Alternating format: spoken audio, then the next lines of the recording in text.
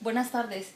A continuación les voy a presentar la evidencia de aprendizaje de la unidad número 3 de la materia de estadística a partir de una tesis que lleva por título Nutrición temprana, efecto de la ingesta de proteína durante los primeros meses de vida sobre el tamaño y función renales, que fue elaborado por Verónica Luque Moreno. Los objetivos que se planteó son los siguientes. Como objetivo primario, comprobar si una mayor ingesta proteica en lactantes sanos es capaz de modificar el tamaño y funcionalismo renal, con dos objetivos secundarios, que es estudiar el papel del IGF-1 en el crecimiento del riñón inducido por el incremento de la ingesta proteica, explorar el mecanismo que explique las variaciones en el tamaño renal por el aumento de ingesta proteica, hipertrofia, hiperplasia o ambas. En su metodología, este es un ensayo clínico que fue controlado y que se randomizó una muestra de recién nacidos de 4 países europeos a tomar una fórmula infantil con mayor o menor contenido proteico. Los dos grupos de lactantes alimentados con fórmula fueron comparados con un tercer grupo que estuvo alimentado con lactancia materna. 805 lactantes tomaron parte en el estudio nefrológico, que consistía en una ecografía renal, una analítica sanguínea en que se medían parámetros de funcionalismo renal, IGF-1, y un análisis de orina en que también se valoraban parámetros de funcionalismo renal. Durante los 6 primeros meses de vida se controló su ingesta dietética y crecimiento.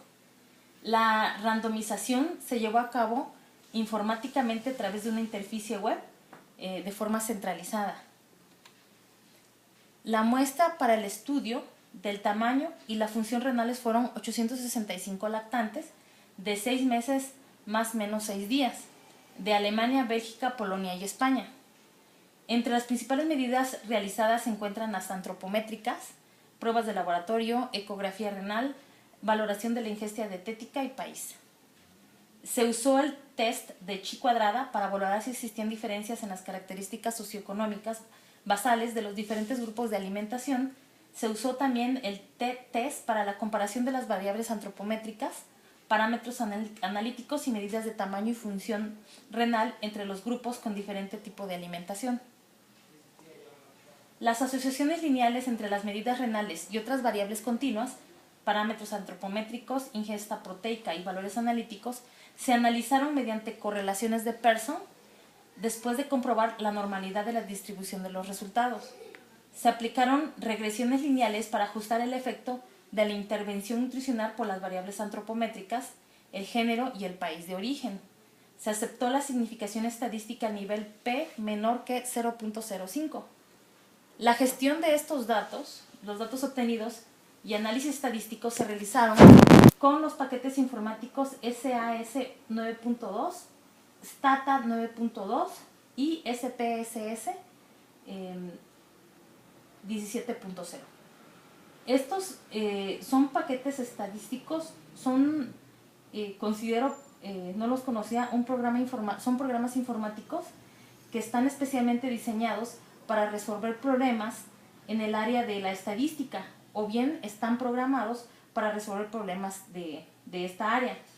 La potencia de los cálculos de estos paquetes informáticos de un ordenador pueden ayudar a un investigador a realizar cientos o miles de contrastes de hipótesis en un tiempo muy reducido.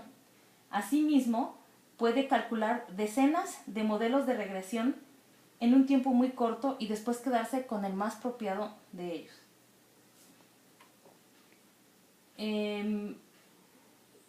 Se realizaron varias tablas con los resultados, escogí algunas, en donde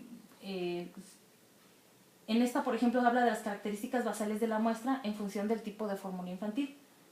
Aquí se maneja desde el país de origen, el género, el nivel educativo de la madre y el nivel educativo del padre, con AP, que significa fórmula con mayor contenido proteico, BP, que es la fórmula con menor contenido proteico, y se utilizó aquí el test de la Chi cuadrada, donde se observa que no es significativo para ninguna de las variables. Como dice aquí, no se hallaron diferencias en ninguna de las características socioeconómicas basales ni en la distribución de géneros entre los grupos randomizados a tomar una de las fórmulas infantiles. Aquí podemos observar las características basales de la muestra para participantes alimentados con lactancia materna y lactancia artificial. Se utilizó la prueba de la Chi cuadrada.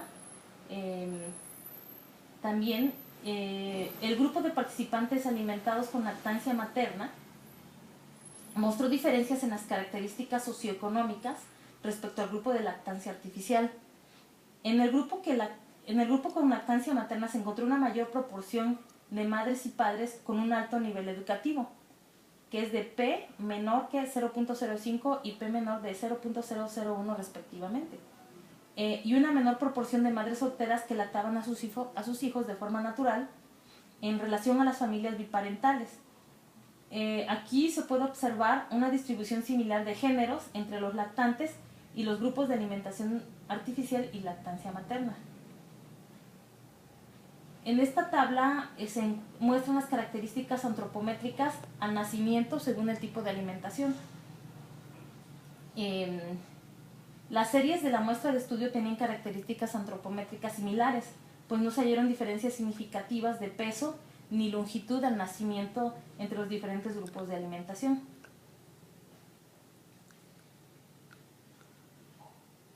Aquí en esta tabla podemos observar el tamaño renal absoluto y corregido en función del género y el tipo de alimentación. El tamaño absoluto y relativo del riñón era significativamente mayor entre los lactantes que fueron alimentados con fórmula AP, con mayor contenido proteico, en comparación con los de la fórmula BP, de menor contenido proteico, y los del grupo de lactancia materna. En esta tabla podemos observar las correlaciones univariantes del volumen renal total en centímetros cúbicos con la ingesta dietética y parámetros antropométricos. Los parámetros antropométricos como el peso al nacimiento y el peso y la longitud a los 6 meses mostraron una correlación positiva significativa con el volumen renal en ambos sexos. Asimismo, se halló una relación directa entre la alimentación y el volumen renal, pues se hallaron correlaciones significativas con la ingesta proteica y la ingesta calórica en lactantes alimentados con fórmula. En la siguiente tabla encontramos los valores de los diferentes parámetros del eje IGF-1 según el tipo de alimentación. También aquí observamos en la tabla la fórmula con mayor contenido proteico, con menor contenido proteico, los de lactancia materna. Los valores de IGF-1 total y libre, así como de su proteína transportadora IGFBP3, fueron efectivamente superiores entre los niños que fueron alimentados con fórmula AP con mayor contenido proteico, comparados con los de menor contenido proteico y los de lactancia materna. A su vez, los lactantes del grupo BP mostraron valores significativamente mayores que los de lactancia materna. Los valores de la proteína transportadora IGBP2 mostraron una relación inversa con la ingesta proteica, presentando el grupo de lactancia materna los valores superiores y el grupo AP los niveles más bajos. Aquí podemos ver que el IGF-1 total se correlacionó de forma directa con la ingesta proteica y consistentemente IGBP2 lo hizo de forma inversa. Las conclusiones que se obtuvieron de esta tesis son las siguientes. Un incremento en la ingesta proteica produce un crecimiento del tamaño renal en lactantes sanos. La respuesta a la ingesta proteica es género dependiente, mostrando un mayor efecto sobre el crecimiento renal en el sexo masculino.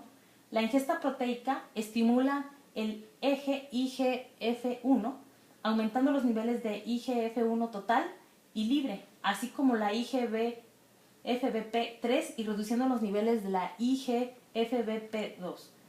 El IGF-1 es un mediador del crecimiento corporal y renal inducido por la proteína dietética.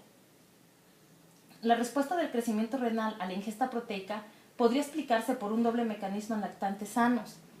Un mecanismo hiperplástico generado por la sobrecarga funcional de las sustancias nitrogenadas derivadas del metabolismo proteico y un mecanismo hipertrófico mediado por el IGF-1 en acción directa sobre el riñón que acompaña de forma directa al crecimiento corporal.